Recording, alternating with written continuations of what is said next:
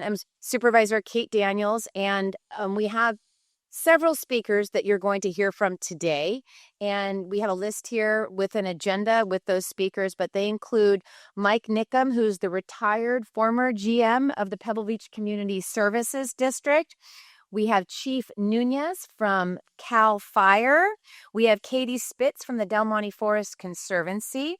We have Craig Spencer from Housing and Community Development. It's a Monterey County department where all of your permits are processed, and so of many things that they do, but that is one of them. So we have Craig Spencer here from HCD. And I will definitely miss folks who are here, and I hope I don't, but I think I will. But I will say that I want to introduce some of the other folks in the room and thank them. We have Alex Garcia from Mag One Media, who is recording this event for us today. Thank you very much. We have Kelsey Scanlon, who is the director of the Department of Emergency Management. She's able to answer other questions that might come up regarding some of the issues we're talking about today. Nick Chulos, the Assistant CAO of Monterey County, the Assistant County Administrative Officer. Kathleen Lee is here from the Pebble Beach Company.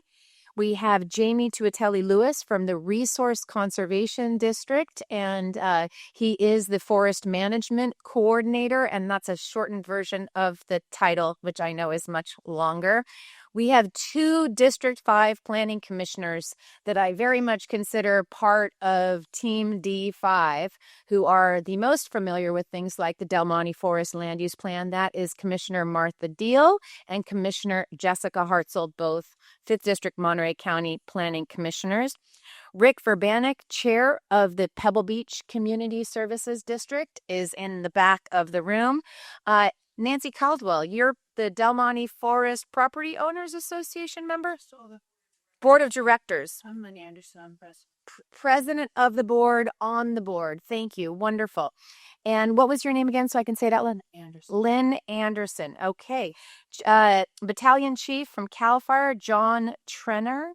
Nick Pasculi is in the back of the room, the County Public Information Officer. Pam Peck, I saw, came in from the Fire Safe Council. And I do want to thank the Pebble Beach Community Services District for hosting us here today. I met Yuriana Nunez, who might be, oh, there she is. Thank you all for having us here and making this meeting possible. And then I do also want to thank Kimberly Craig and Claudia Link for helping us get this meeting together.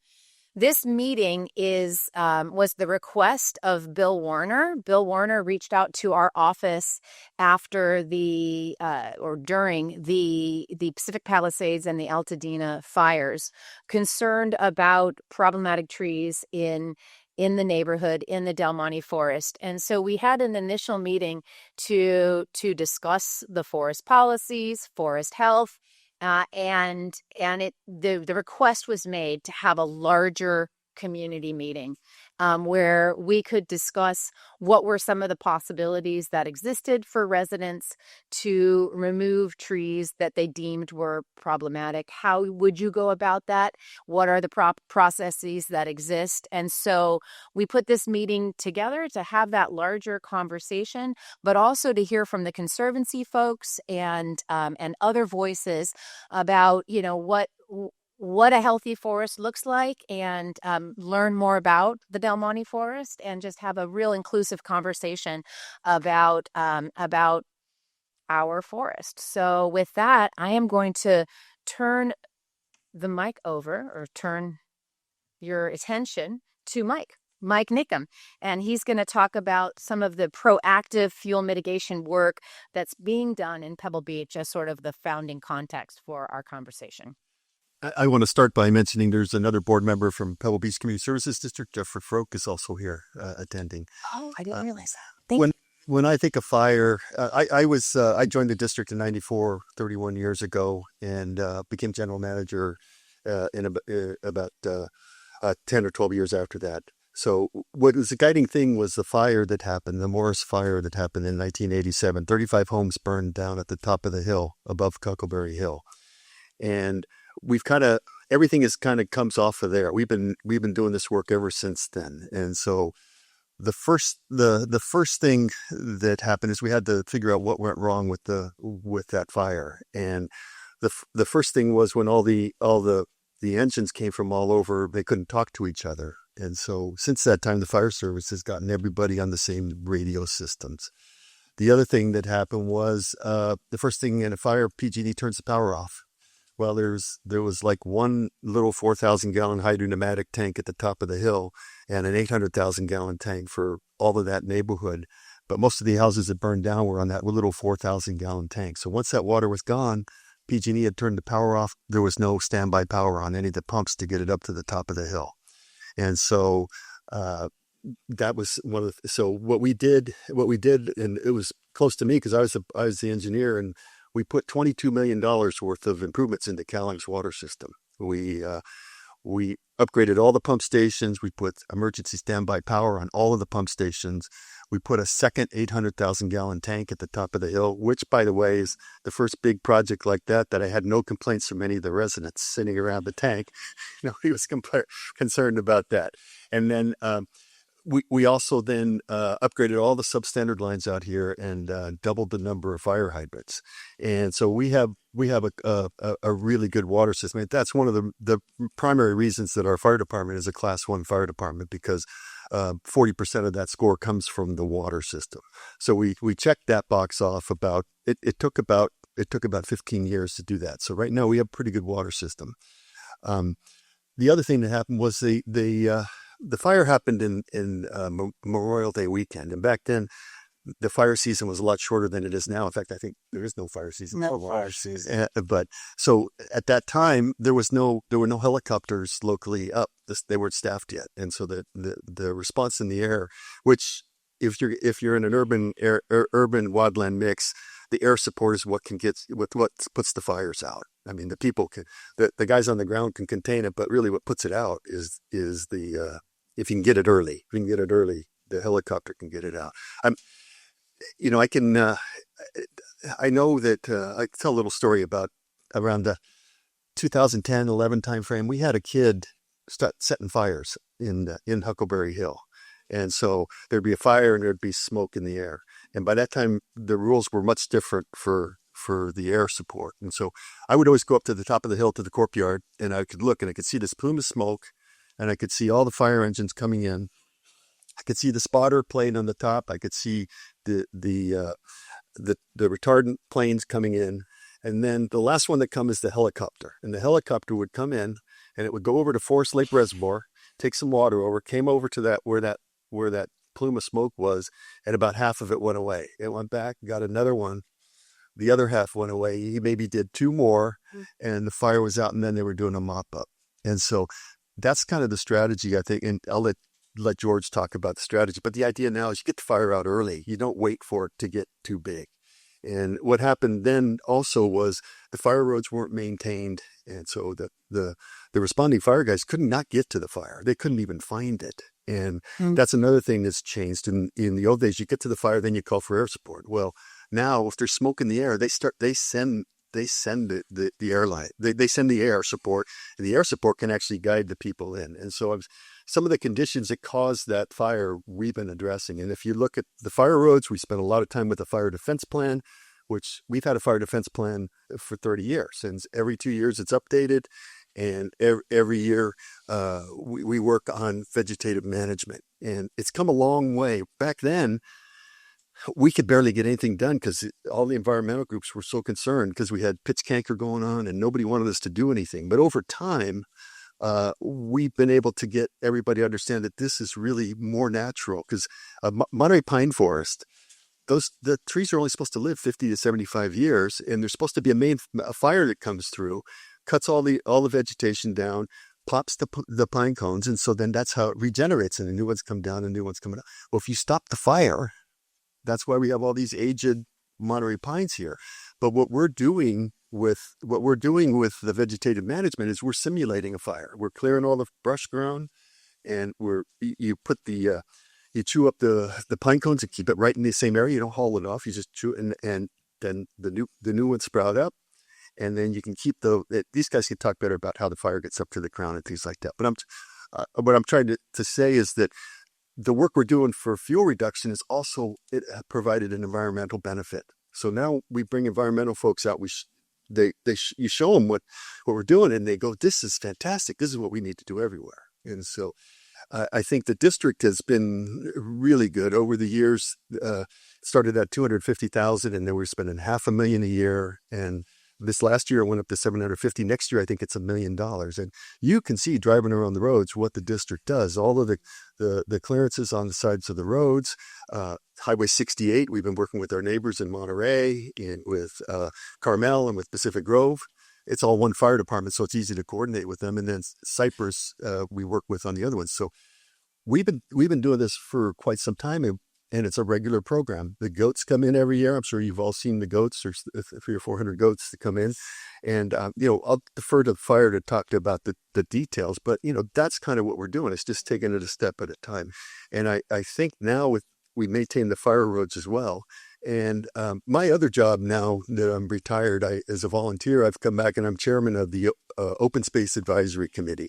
And so that's the group that tries to make sure that the ecological and environmental issues are addressed when we do our fire defense work. And we have biologists on the group to work through things. So I think that's generally kind of a synopsis to see how we got to here. Great. Thank you so much, Mike. I appreciate that. So then we'll move to Chief Nunez to talk about home hardening options as well as proactive measures that residents can take. So if I could, I have my AV specialist, Uriana. I've got a short PowerPoint to show you. As we've getting into fire season, we've made a couple of presentations, and this covers a little bit about our defensible space zone 0 and some of the hardening pieces. This is just a snapshot of where we're at. This is courtesy of our drone teams. We have 15 drone platforms in CAL FIRE San Benito Monterey unit. And as unit chief, I oversee both Monterey and San Benito counties. At total, I got 35 fire engines, 2 ladder trucks, 3 boats, 3 jet skis with rescue watercraft. And then I have rescue boards on all of our engines. And in Battalion 2, which this is Battalion 2, it's made up of Pebble Beach Community Services District, Cypress Fire Protection District, and the Carmel Highlands Fire Protection District. So any of these fire trucks you see with the surfboards on top of it, those are ours. And we also have rescue swimmers on every day. So not only do we take care of everything on the land, we take care of everything in the ocean as well. With assistance from Monterey Fire Department, who has a fireboat, and then the next step would be the Coast Guard. And their boats are a little bit bigger, so if we do have somebody in rough seas, game plan is to go out, grab them, and then take them out to the waiting boat, get them back to the harbor, get them whatever care they need. We also work well with the state parks and their lifeguard program as well, because they have 4 lifeguards spread out between here and Santa Cruz for all their state beaches. So up on the screen is a picture of our defensible space. So when we talk about 0 to 5 feet from the home, from the outside of your home, from 0 to 5 feet, what we've noticed, and the science backs it up, if you clear 0 to 5 and you have that as your fire resistant, you have no fuels, you don't have any of your ladder fuels around the home, what happens is during the fire, and we saw this a lot in Los Angeles, as the winds blow through, the embers catch at the base of the building. Well, whatever's at the base of the building is going to get consumed by that fire. If you've got wood chips up against your house, that's where the fire starts. And if you don't have fire resistant siding, if you got wood siding, that's where it starts. That's where we end up losing homes, right? So this is still at the Board of Forestry. It hasn't come out as law and policy yet because there's still several things that they need to vet. But we're talking about 0 to 5 from your house out to 5 feet. Clear any shrubs, any grasses, any trees. Make sure that all that is removed, so that way there's nothing that's up against your house. So that way we do have a fire, it doesn't pile up at the bottom of the wall and end up taking your house. And I'll show you some other pictures. The next area is 0 or 5 feet, 30 feet out from the house, and then 100 feet out from the house completely. 30 feet to the house, you want to make sure that your landscape is kept up. You want to make sure that you don't have any continuous fuels that are going to start at 30 feet out, that you've got your fuels that are broken up. Trees are limbed up to 6 feet. You don't have any kind of fuels that are going to fall over the top of your house. You've got grates over the top of your uh, rain gutters, so that way nothing collects in there, and that you check your rain gutters, or you have a company come out and check your rain gutters every year, because we notice a lot of that as well. Everything collects there, birds drop everything in there, grass collects, that's where the embers land, and nobody watches that thing cook off in a 5 to 6 inch pan, right? So by the time it does, it's now already into the roof and it's going. And then the 100 feet, those are the fuels that from your fence line back to the house, that's your responsibility. And that's our expectation, is that everybody takes that ownership in that piece to make sure that those fuels are limbed up so you don't have those ladder fuels. I get it. Everybody wants a landscaped yard, but when you've got trees that go all the way to the ground to hide your privacy, that's going to be a problem, because the ground, you'll get the grass fire, and once it gets into the trees and it crowns out, what it'll do is it'll run through the tree, crown out on the top of it, and now you've got a fire that's at elevation that we are not going to be able to do anything about. I've been in crown fires, and I don't ever want to go back to another crown fire if I can help it in my career, because there's nothing you're going to do other than get out of the way. So you want to make sure that your property is well manicured, spread out, and you've got the decorations. You see it right here. There is nothing from the side of his house down to those trees, and now that man has to work. That man or woman, whoever that is, standing right there, is less than 5 feet from that wall to that bush. That's a fight and a half that they're going to have to deal with. If you had a hand crew, first thing I would do is run the hand crew around it, cut everything 30 feet from the house down. In the past, we've been known to take out decks. We've cut decks off of the back of houses that were impinging. We've left them and drug them out of the way. We'll remove fuels. But this is where the homeowner, as a homeowner, you give us that shot. You give us the ability. Start with the address at the road so we know there's a home up there.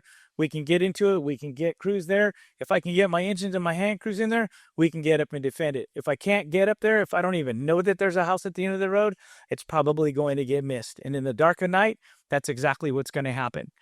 Somebody's going to see it as a service road and keep going. But we do have new mapping. And almost everybody is using new mapping programs, so there's a good chance we will be able to catch it. But again, if we can't get engines up there, chances are they're not going to go up there and be able to defend it. So if you've got clear room around your driveway, you've got a clearly marked address, you've got 0 to 5 feet around your house, and then you've got 0 to 30, so we can actually put people on the ground, we can get in and do work. And this all comes from the Public Resources Code 4291, which requires defensible space. Title 14 of the California Code of Regulation 1299 shows us how to do it.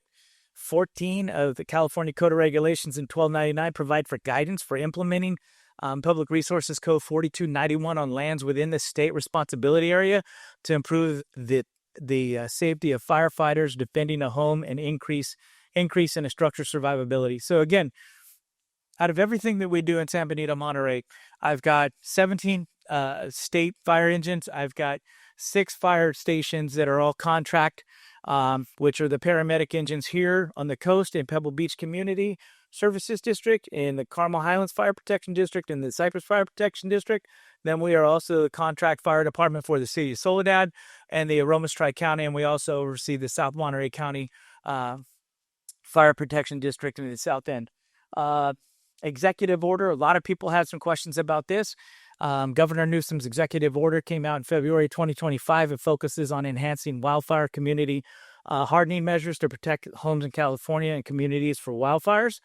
The executive order accelerates the adoption of the Zone 0 regulations, which require an ember-resistant zone within 5 feet of structures in the highest fire severity zones.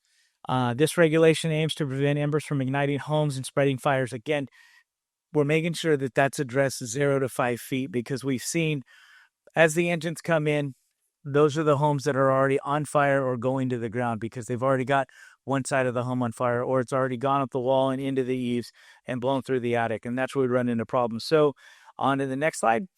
The executive order, there are 162 people that are sitting in the application process for that. And to date, I know of 2 that have actually been processed and made it through that. It is a process, and it is not something that is to be taken lightly. If you're thinking that you may do this, you may want to consult with somebody.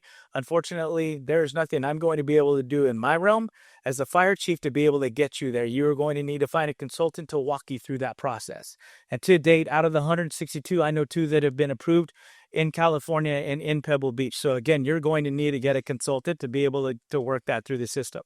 So clearing the area closest to the structure of combustibles helps prevent embers from igniting flammable materials. Again, you can see the wooden deck. Those are some of those things. If we've got the time, we'll go in, pull the deck out, clear what we can around it. It burned right up to that, and now you see what you got. It's almost undefendable. On to the next page.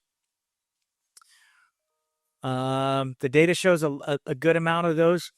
It's the flying embers. That's what causes the problems. That's what lands at the base of the steps. That's where you end up getting the building damage. And here's another picture. Creating an ember-resistant zone helps save lives, protect property, buildings, and other vital resources, because the combination of the moving flame fronts and embers distributed by the wind creates new spot fires. And once it starts spotting ahead of itself, there's nothing we can do other than make sure that folks are evacuated out of harm's way. And there comes a time where we need to cut our losses. And when you're fighting an 80-mile-an-hour fire tornado, for lack of a better term, that's all you can do. There were a number of things that we were able to do in Los Angeles, and just so everybody knows, January 7th was a game changer. It was a game changer for how we do things in the fire service. It was a game changer for how we do things at the state, and it was a game changer for how we operate. Some of the questions that were asked by several of the elected folks that were down at the fire touring Los Angeles were, how come you don't have more CAL FIRE engines here? CAL FIRE has a seasonal workforce that we had just laid off on December 15th. We rehired 60 of those employees by the end of January, just on the assistance from the state. We were able to put engines back in service that were otherwise going to be mothballed, because December 15th, my 17 fire engines effectively went down to 2. Our seasonals got laid off. Historically, December, January, and February are our rainy months. Those are the months that we put on most of our trainings. That's where, that's where we have the ability to get all our necessary training done and completed. And that didn't happen this year. This year, we were able to hire everybody back. We've been able to get 2 bills into the Senate and the Assembly that are working on changing that to our seasonal firefighters being a year-round workforce. So I'm hopefully optimistic that we see some change in the next 2 years to come. So we've talked enough about this. I believe if we go to the next page, we'll go right to the video, because I know I'm cutting it short on time. 4 minutes. 4 more minutes. Okay, so what you see here is, you see when I talk about tree clearing, you see the before, you see the after. You take the limbs up, you eliminate the ladder fuel, so we don't have to worry about fire getting into the trees and then coming down over the top of that house. Whereas before, it runs right up to it. It'll catch in there, crown out, and then now we've got nothing but problems. Because once it starts to crown out and you get the wind behind it, now it's just going to continue to spot ahead of itself. So the next one. So in LA, you can see some of the burn marks on the side of the building. You can see the fuels right up against the home. You can see the wood fence against the home that caught fire, burned right to the house. You can see where the trees were up towards the crown, burned through the window, burned the screen off, and burned the top of the roof. The other thing is make sure that your garage is weather tight. Some of the things that we saw from Ring cameras inside the garage was embers getting into the garage, starting the vehicle and everything else that you had on fire, while engines are driving out in front of it, going up and down the street, fires in the garage just cooking off. And by the time they found it, there was little to nothing they could do. Next video, or next slide. Okay, again, the 0 to 5 feet. The picture on the left is 0 to 5 feet. Take your wood fence out, make it a gate. So that way you don't have the fuels up against the house. Next slide. Okay, next slide. We'll go right to the video, and that way you can see what I'm talking about when I say, fire resistive up to the house, clear your decks. Next slide. Here you go.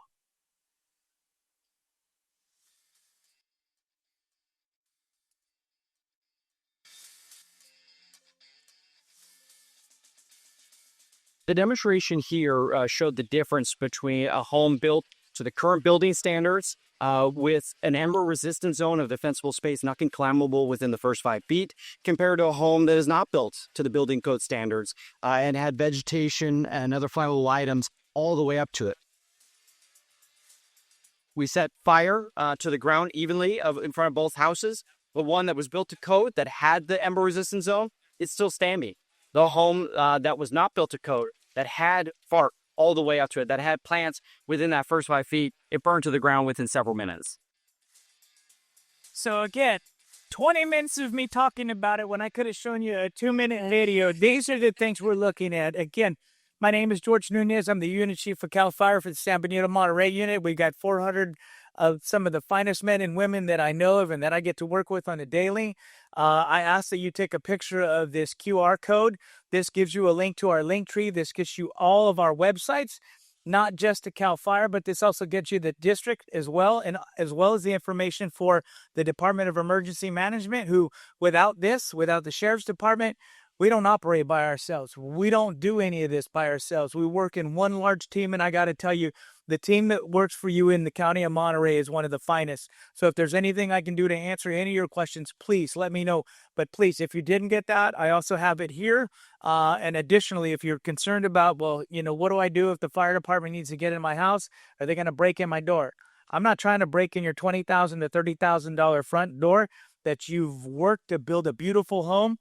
All I'm asking is if you don't have a Knox key or a Knox box set up, please get one so that when my folks need to get into your house at your worst possible day, we don't have to destroy anything. We can get in, make it seamless, take care of you and your families, and do what we need to do to get you to where you need to be. So thank you very much. Excellent, Chief. Thank you so much. And so now we've got Katie Spitz who's going to talk. She's from the Del Monte Forest Conservancy, and she's going to discuss conservancy efforts and maintaining a healthy forest and the progress that you all have made. And then I know you've got Bill Vaughn here as well, and Bill may jump in and be part of Correct. This. Okay, wonderful. So I'm just going to introduce for some of you who may not exactly know what the Conservancy is, that it is a nonprofit organization with a mission of conserving and managing a sustainable parts of areas in this forest to be sustainable and fire resilient, I should say. And I was very happy to hear Mike mention another organization that a lot of residents don't know about, which is the Open Space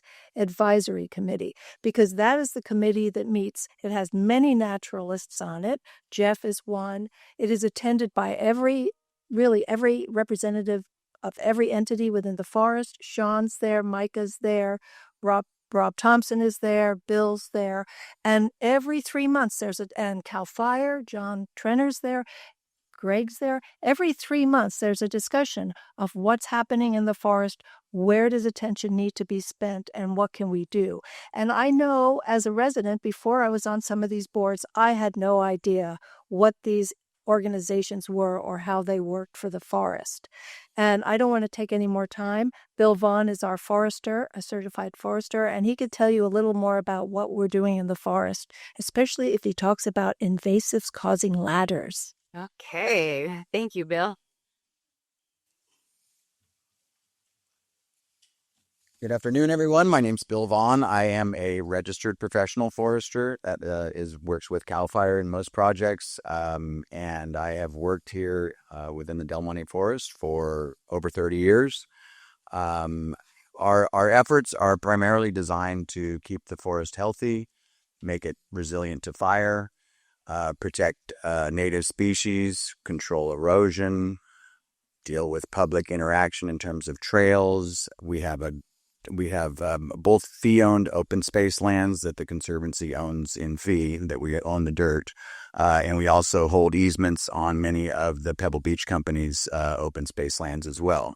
And we work with the Fire Defense Plan as well as our own internal systems. We have some site-specific resource management plans for areas like the Huckleberry Hill Natural Habitat Area.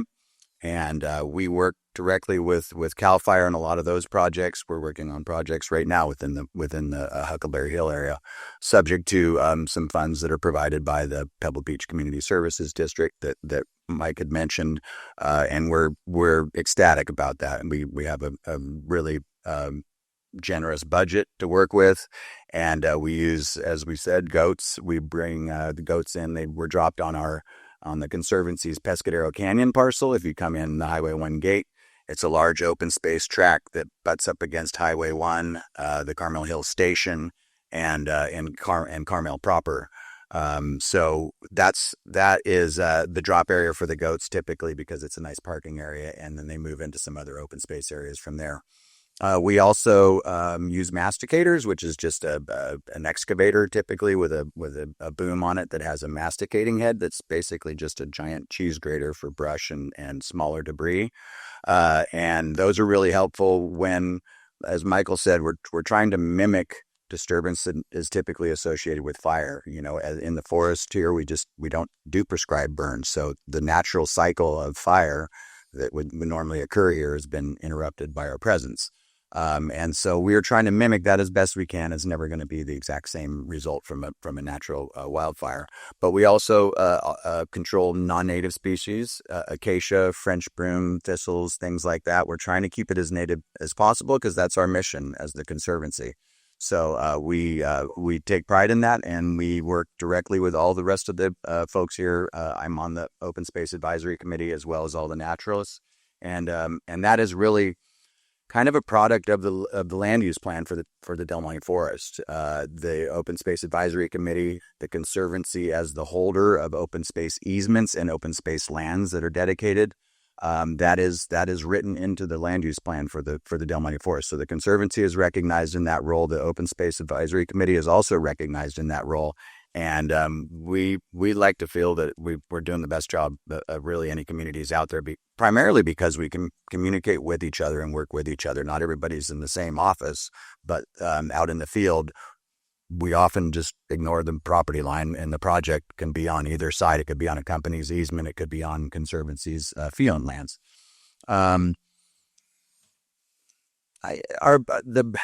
It's amazing the perimeter that we have to deal with. There's the wildland urban interface is pretty, everybody's probably familiar with that. That's, where the developed areas enter the wildland areas, or where they interface.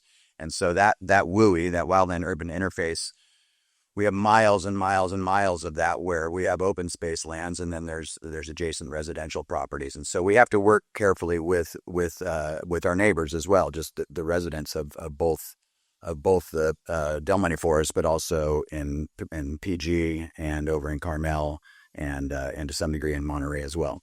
So we do a lot of educational outreach as well. We actually have a very program that the Conservancy has funded and get some grant fund assistance as well, that brings K through 6th graders into the forest and teaches them about the Monterey pine forest and all the wonderful things we have. We have some fee-owned properties that are out on the bluffs as well. We have some marine ecology specialists that come out and study black abalone. So it's not just Monterey pine. We have all kinds of different habitats within the forest that we manage very carefully, and we take pride in that. We have, again, those resource management plans that identifies very important endangered species that we need to manage for, and oftentimes things can be loved too much. They're often overgrown in the absence of fire. Some of these are very fire dependent species that occur in very specific zones within the kind of the ecological staircase that we have here in the Del Monte Forest. That's about it. I am a registered forester. If you have some questions about forestry in general, I'm also an ISA certified arborist. And have gone through the county's process of tree removal. I'm familiar with it. I'm not soliciting any business. I'm too busy, but I can give you some insight into what that looks like now, and possibly how that might be impacted by some of the proclamation efforts from the governor. And I think that's about it. Well, that's actually a perfect segue then to Director Spencer to talk about the pathways that currently exist, as well as this governor's proclamation, and what folks should be doing under the rules that exist today if they do want to address some trees that they think are problematic in their homes. Yeah, thank you, Supervisor. I'm Craig Spencer with the Housing and Community Development Department. My department is both planning, building, code enforcement. We do review drainage and traffic control as well. So large umbrella of things we're doing. It is the intersection between a lot of what you've heard today. So the land use plans that created the open space committees, that's something that's done at a high level to get together with the community, identify what those community values are, what we want to protect, how we envision the area to grow, if it grows at all, and in which directions and how that happens. It involves a lot of balancing of things about how do you protect your homes and comply with public resource codes that Chief Nunez talked about, while also protecting the birds, the trees, the views, and all of the things that we like about living here. So our office does implement the land use plans within the coastal area. And I think most of you know there are two parts of the Dalwani Forests in the land use realm. There's the south side, mostly parcel numbers beginning with 008 that are in the coastal zone and subject to oversight by the California Coastal Commission. And they give us local permitting authority through our certified land use plans. And so those are the general plans that apply to development in the unincorporated areas of the county. On the Pacific Grove side, from about Indian Village north to the PG border, that's inland, actually, and subject to our actual 2010 general plan. And so there's slightly different rules that apply. But as it relates to trees and vegetation, they're generally protective of native trees and vegetation. We discourage the removal of trees and vegetation, but in developing those plans and all their implementing regulations, we had the forethought to say there will be circumstances where we need to not require difficult and expensive permitting processes to remove trees and vegetation. There's a list of them.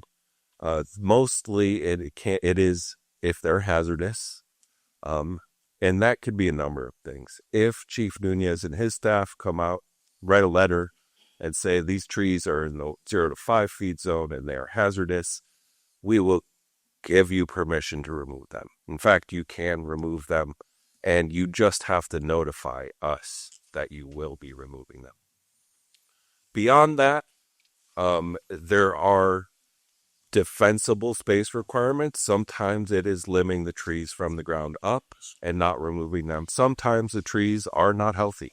Sometimes they're leaning, sometimes they're diseased, dying, they're at the end of their life. They can be or will be hazardous. That's often when you get a professional involved, like a forester or an arborist. Have them come out and do an evaluation and a hazard rating. It's a 2-page hazard rating form. Anything 9 or above, typically we will give also, again, a waiver of a permit or permission to remove that tree. So this is for existing homes. For new homes, we're reviewing everything. We're actually coordinating with the fire department. We're implementing the California Building Code on those home hardening things, on that defensible space when we're looking at permits for the removal, when things are being built new. But most of you have a home that wasn't built within the last year, 2 years, or since the Palisades fire. So you have a condition that you have to deal with. And that's a lot of what I'm talking about. So we do try and make it as easy as possible to remove those trees that are hazard in some way, shape, or form. We balance that with there are protections for trees, and you do have to take some steps to show that there is a hazard that is being addressed. So really it is about coming, letting us know, I'd like to remove these trees. They're hazardous because they're within proximity to my home. They're leaning, they're uprooting, they're diseased, they're dying. The canopy's dead. The forester's done an analysis. And we typically don't ask many questions after that. Now, there has been comments about replanting, and we do encourage you to replant seedlings, usually from Pebble Beach Community Services District and their native seed stocks. That is something that can be waived if there is a dense forest and you don't have places to put the trees without overcrowding further. the trees on your site. It can also be something where if you're removing a tree within 0 to 5 feet, we don't want you to put that tree back in that same area. So we will work with you on that, and there are ability to even, in some cases, plant an oak tree if the pine trees are of concern and an issue. So we have that process. The other process that's been discussed here is since the Palisades fire, the governor has deemed it has declared an emergency. It's an emergency proclamation that exempts all of our local and state California Coastal Act rules for fire clearance projects. There is a website to go through to get that done. I would suggest that having looked at the application and having been on sort of the informational side of people who've been through that process, it's probably easier to work with the county if you have a hazardous tree to get that permission.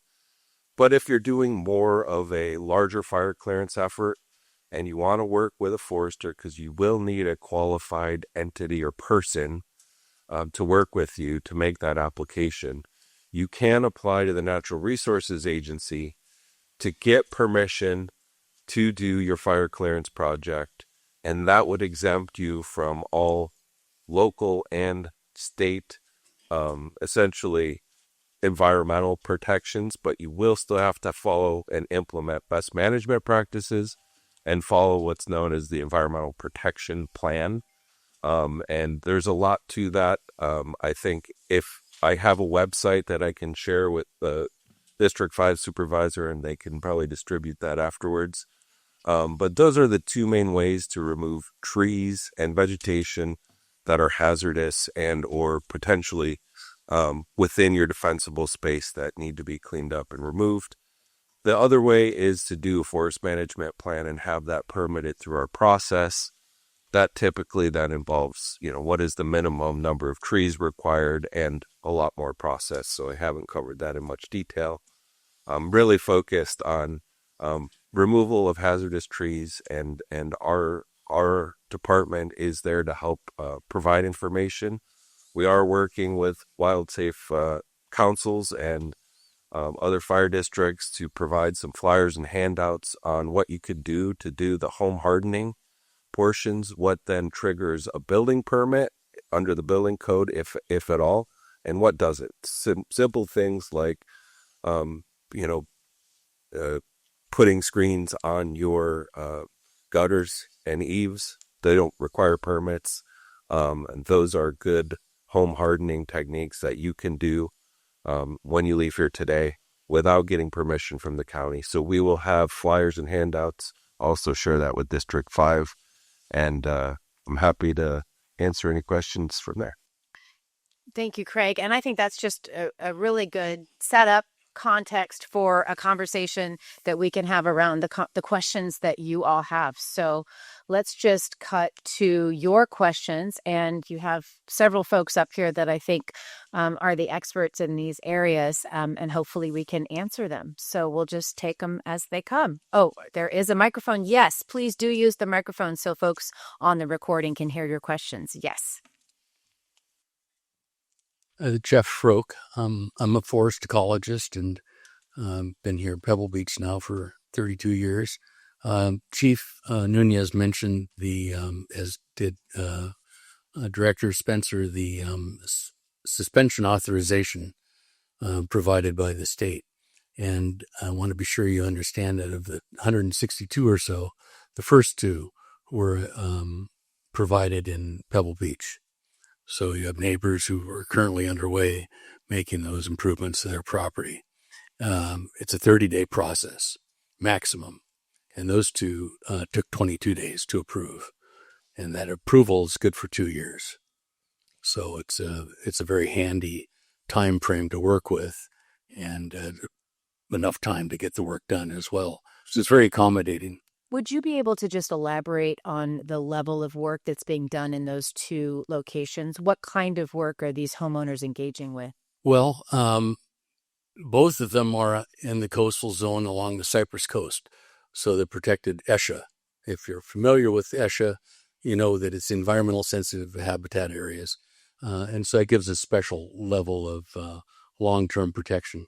Those sites, though, could be anywhere in Pebble Beach, doesn't have to be coast, but in their case, they have had an abundance of standing dead trees. We like to call them snags, great wildlife habitat, and maybe we've overemphasized that over the years, although not all snags are wildlife habitat. Some are just dangerous trees to have nearby, especially when they're within 100 feet. That Chief Nunez emphasized the defensible space distance. You have 100-foot trees within 50 feet of your house, 10 feet of your house laying across your driveway, and so forth. And it has been difficult for people to get coastal permission from the Coastal Commission or through the county on the enforcing the LUP because of the intensity of protection for the natural resource, which is appropriate. But it's been difficult to work around that or through it until this declaration. Now, the declaration in their case allows them, per a plan developed specifically for each property, to remove all of that vegetation, dead vegetation, and that includes dead branches in perfectly live trees, which is a problem in that latter development. Large branches, small branches, and the dead canopy materials that are inside a live canopy. So it's very important to do that if you're going to effectively protect your home from fire. And that's what's underway. Hiring a tree company to come in and do it. You have to have an authorized person to prepare your application, and then that person becomes a supervisor of the project. Homeowners wouldn't do it on their own, as Craig emphasized. And then a tree company to do the work, and that has to be supervised on a daily basis by that authorized person. And so it's a very successful process. And now it's just a matter of getting them approved. And this will cover ranches throughout the state that are doing shrubbery, grass, and so forth, not just trees. Excellent. Thank you so much. Next question. I got two. I think we got for Andy. There's a microphone right behind you. I have actually two questions. The first, if you have a neighbor who has a tree on the property line, big cypress tree, overhangs your property, What do you do? what do you do? And I think that'll be either Chief Nunez or Director Spencer, either one or both could probably, or anyone here, but how would you go about that, Craig? Is the tree branch dead? No. So okay. I don't know. I'm not an arborist, but Yeah. So it appears not to be that. Neighbors' yards. yeah. So I think is there a problem with the branch hanging over the? Well, yeah, it can burn. Okay. Is it within 5 feet of your structure? I mean, these it overhangs my structure. Okay. Yeah. Got it. Yeah. All right, okay. So these are the kinds of questions we end up usually going through when someone asks for permission to remove a tree. You can limb trees. You can limb up to 30% of the foliage of a tree without killing it. Beyond 30%, you really should be asking an arborist because you're much more likely to kill it, which is really what we're after. You can cut limbs from trees, and within reason. You can limb them up from the ground. You can cut them from hanging over structures, fences, as long as that doesn't. And no permit is required to do that. Is that correct? Correct. But it is your neighbor's tree. It is So, tree. Chief or Mike, what do we do if it's our neighbor's tree? I'm assuming we first reached out to our neighbor and asked them if they could deal with the branch. Neighbor's not responding. Is there someone we could reach out to for help? Sure, you could reach out to our folks in our fire prevention shop. Chief Espinoza has 5 capable captains that work underneath him. And if it's a problem of getting a hold of the neighbor, we have the ability to get a hold of the neighbor. We will find out, make sure that we make contact and let them know that this needs to get addressed, that it is a problem, and that we'll go from there. And with Craig's reasoning, if 30% of the tree and it's hanging over your house and your property, you should be able to take care of it and get it dealt with immediately. Okay. Second question. Some insurance policies provide for if there's a wildfire in the area, they will send in a private fire prevention something to help protect your home. Uh, how do they do that? Is that good? Is it worth paying for? So there are some, and when we first encountered this, it was a problem because when we do have fires, the last thing we want to do is leave anybody behind. There's that making sure that we have accountability of all of our resources. The other thing is I don't need a pickup truck from an insurance company blocking my engine companies in. They're my concern, and then of course secondary, the insurance companies folks are my concern because somebody's going to have to go in and get them out. It's probably going to be my people. So there are insurance companies that do have folks, and they usually run a Type 6, which is a F450 or F550 pickup with a small pump on it. And we do work with them. We ask from the folks that are there that they report to base camp, that we know where they're at and that we know what area they're working in, much like PG&E has Type 6 fire trucks now that look just like F550s, F450s with a small pump on them.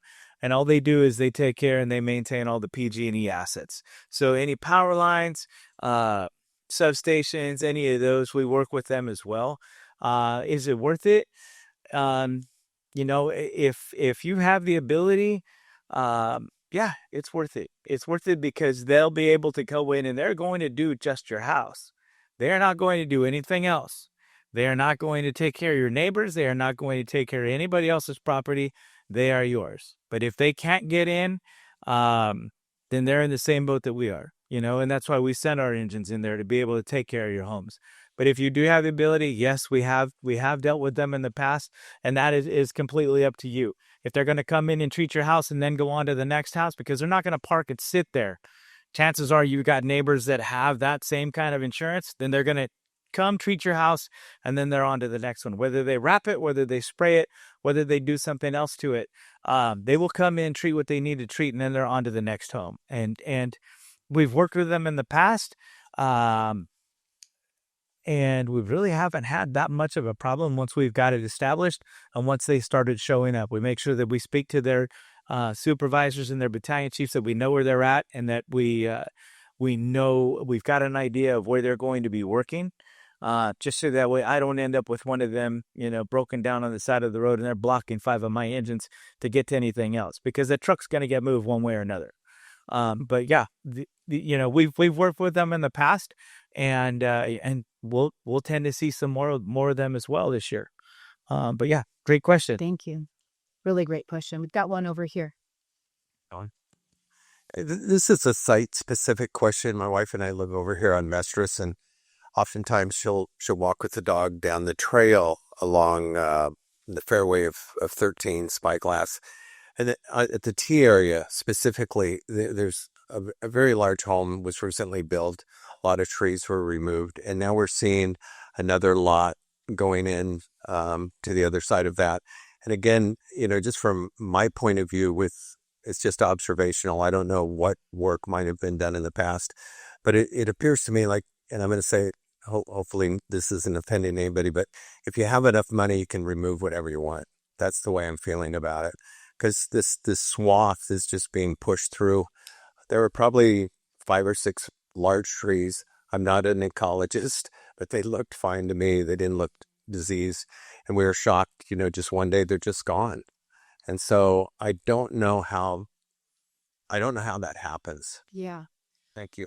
Well, I'm just going to, before turning it over probably to Craig, but, I'm here with 2 colleagues from the Monterey County Planning Commission. And when applications come in for a new home, that is the thing I think that we struggle the most with. And I know one of my colleagues is fond of saying that she's never read a forester's report that's been submitted with a home application where all the trees were healthy, right? And so it is difficult, but it's something that we take a lot of care and concern with when the applications are coming in front of the Planning Commission, for sure.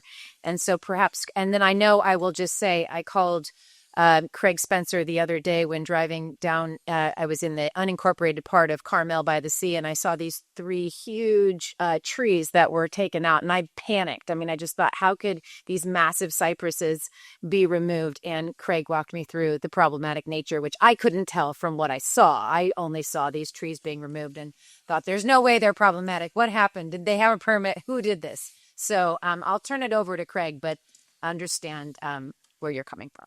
Yeah, so there's actually a number of lots that were approved through the Pebble Beach build-out concept plan, which was a 2011, I think, update to the land use plan. It was a large effort. There was probably, I can't remember how many letters involved, but there are specifically designated areas where new lots and new housing construction could go. And there are specific designated areas within the forest that are reserved or preserved for trees and habitat. And that was a balance. That was part of the land use plan development. On those lots that were approved for new residential construction, essentially they analyzed everything as it could be, all the trees on that lot could be removed, and they mitigated for it forest-wide. So there are a few of those new lots where the tree removal is kind of built into the larger planning concept. There are lots of other different scenarios where it does go to the planning commission, and it is scrutinized by 10 different planning commissioners, 2 from District 5 and 2 from all other 4 districts. And really, and before that by my staff, because we have to write findings and evidence when it's not a hazardous tree and you're trying to permit it for removal because you're building something, or, it's part of an application that you're putting forward for sub-use or construction of the property. Then we have to say that that's the minimum required under the circumstances of this case, and that tree removal won't involve the risk of environmental impacts. So we do scrutinize our ability and the evidence to support those findings that are required in our codes and plans. And then we get scrutinized further at the Planning Commission and open public hearings where everyone's, I'm sure, at some point in time received notice that there's a hearing on something that's happening within your neighborhood. Someone's proposing to build a house or add to a house or whatever it might be. So that's what those are. And if you do get those notices, you can show up, you can write us, and you can comment and be involved in that. So there's different scenarios, but some of what you may be seeing may be those build-out lots that essentially have been exactly what you said, large homes with just a lot of trees removed. But that was part of the plan that was approved and put forward as part of the build out concept. So just to be clear, then it's not both scenarios that Craig Spencer outlined are part of the planning documents for this area, whether it's the scrutiny that happens at a planning commission hearing or the original planning. And most people aren't as familiar as, say, a planning commissioner is with those documents. And so it does seem arbitrary, worrisome. Why is this happening? We're having this a lot right now with areas in the county that have been identified in the general plan as affordable housing overlays with high density development potential. And folks move to an area, they don't know the plan that's in place and find it shocking that there might be a proposal with high density when in fact it's actually something that was negotiated over many years and discussed at a different point in time, and folks are just unfamiliar with it. So anyhow, next question. Yes. Hold up. Junk to you. Hi, my name is Maureen Mahoney. My question is, I hike in the forest pretty frequently, and there's often dead trees that are just lying on the ground, and I don't know whether they should be removed or whether that's part of what you say, is supposed to happen. Are we supposed to call those in, or is it okay? But there's a lot of them. So a lot of folks can probably answer that question, but let's talk to our forester here a little bit about sort of the health of the forest and habitats, and what trees are part of a natural forest and what trees are not. Yeah, And a certain number of down trees is healthy. It's really where they're located. If it's out in the forest, there are insects and creatures that rely on those for habitat. So we do maintain a certain number of those, as well as dead standing snags, things of that nature. But I don't know who mentioned it, but we're in a fairly decadent stage of growth within the Del Monte Forest. There's a nice a lot of older trees that haven't seen a fire, for 100 years or more. And so a lot of those, there's just artificial levels of dead standing in particular, and those also tend to fail over time. And last year we had some tremendous windstorms, and we had a lot of trees that just toppled that were perfectly healthy looking trees. They just got saturated root systems and too much sail, and again, they're larger, taller trees that over time, those are just typically a fire would take care of that, and you'd have a fire return interval of maybe 40 years or so.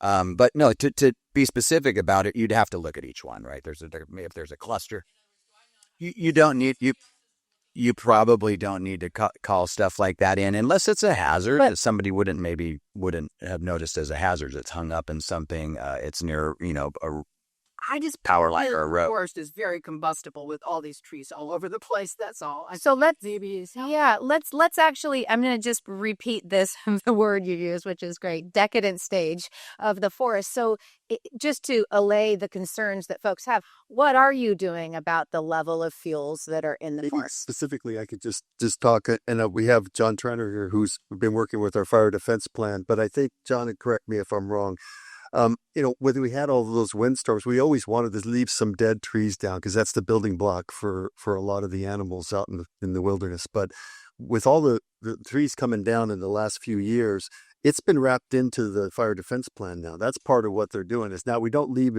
we used to leave almost all of them down. Now we're starting to take them off because you get to a point in time where there's places out in off the trails where there's nothing but dead trees on the ground. So you've been working on those, and that's what this.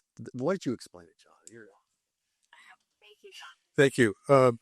Yeah, as Mr. Nickham said, we are working on the problem. We're working with Pebble Beach Company, and one of the biggest concerns that we have right now, every year in the fire defense plan, we go out and make sure every fire road is passable. And if you do see a tree across the fire road, we want to know about it right away. We are thinning the forest. We are grabbing out. What we'll do a lot of times, the main trees will be down that are 30-inch diameter. They're not going to ignite. But the branches and everything else, we will send the masticators in and clean it up, but we'll leave them there. But also, we will pull some of the stuff that's out that we feel is a hazard. Sean and Micah, our partners from Pebble Beach, we'll haul them out. We just did some the other day. We'll take them up to the curtain burner, and we get rid of them up there too. So we are very concerned about the trees. If you see something close to a road that could affect our access, please call it in. Let us know. And if at any time, we're your fire department. If you do have a concern, call us. We do not have a problem coming out and look at things. But right now we're being very aggressive on some projects up on Fire Road 2. You've probably been up there walking around. We're going 30 feet in. We're thinning. We're giving ourselves a chance, okay? Because it was just the anniversary of the Morris fire.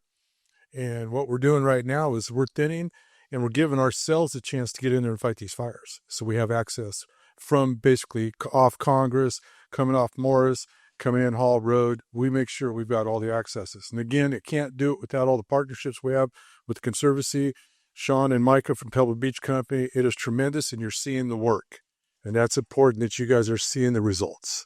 One of the advantages Pebble Beach has that a lot of other communities don't is almost all of the open space in Pebble Beach, and it was defined by those deals with the Coastal Commission. And so, when those little lots were given, there was also a bunch of open space that was given in return for it. And there's basically nowhere left. Everything has been developed out here. There's one lot, I think, maybe that can be subdivided out here. And so we only have to deal with the Conservancy and the Pebble Beach Company to clear all that stuff. Whereas you go somewhere down in some of our sister agencies, like in the Highlands, they're going to have to talk to 20, 30 property owners to get some work done. And so that's one of the reasons why we've been able to be effective, because the three groups all work together very closely. It's through the collaboration, the communication, the coordination, and the cooperation with Pebble Beach Community Services District, with CAL FIRE, with our Gavilan hand crews, with our National Guard hand crews, with our California Conservation Corps hand crews that we've been able to get in and make effective use of them and be able to thin up several of those hiking paths. So like Chief Trenner said, if there's something that's in the roadway, we can get a crew in there and mitigate that, get it taken care of immediately before it becomes a bigger problem. Because, what was it, 2 years ago? We had the 60-mile-an-hour winds. We had 100 calls for service in less than 24 hours.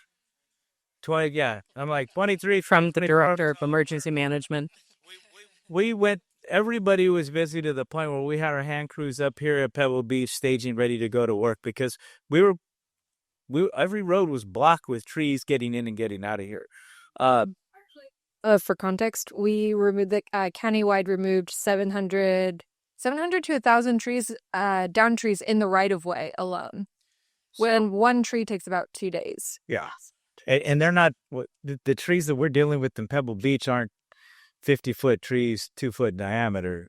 They're 70, 80-foot trees with a 60-inch DBH.